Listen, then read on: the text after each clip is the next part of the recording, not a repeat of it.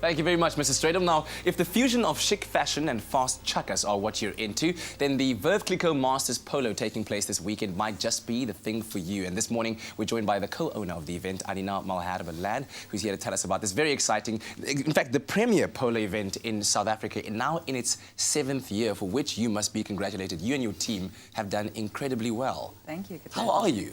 I'm good, yeah. It's a few days before the event, so we're all a little bit frantic, yeah, but very well. All right, so let's talk about the theme first of all. It's called #Clicquot Journey. Yes. What exactly does that theme encompass? So it's all about Veuve Clicquot's campaign at the moment, which is Journey, and we will be celebrating all the iconic cities around the world in which Veuve Clicquot is enjoyed.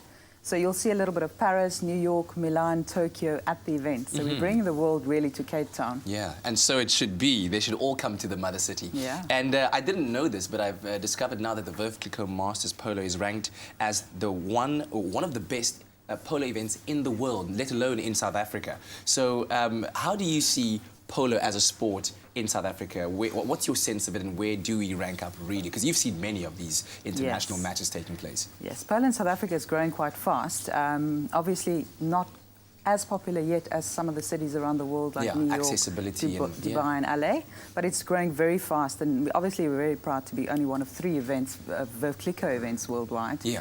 And this event has just become one of the hottest events, you know, around the world, and we've got people from the continent and the world converging in Cape Town every year this time for this event. And of course, one cannot forget the fashion. It is an integral part of it. So as the event organizer, what are your top tips of dressing the part, making sure that you are within the theme, but that you also look fabulous, you're comfortable, and that you have a great time?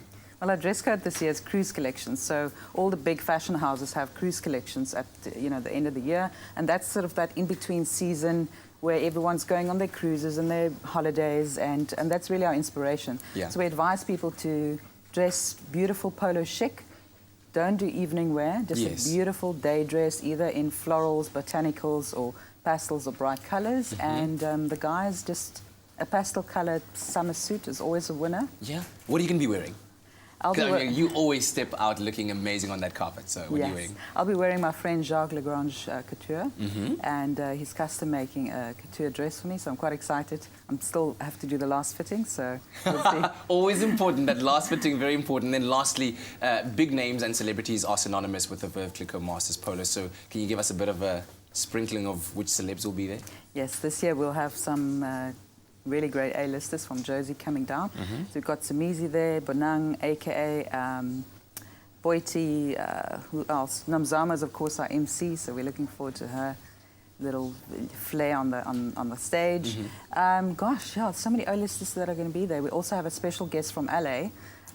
It's kind of not been announced yet, but it's a special guest from LA that will be coming down and jetting in for the event, so that's going to be sure to be excitement galore. Fantastic. Well, thank you very much for being here. And I understand that the tickets are running at a premium. There's just a handful left that will be released on the day. But if you're fortunate enough to step out and dress up and mingle with the who's who at the Veuve Clicquot Masters Polo that's happening this Saturday at Val de Vie Estate. Now, as I said, tickets are unfortunately sold out. May I say that? Yes, we've got a few that we're going to release at the door on Saturday, but the rest is pretty much sold out. So unfortunately, the demand's been off the charts. Oh, thank you so much. Well, stay tuned to your Feel Good Breakfast show this morning. There's still lots more coming up.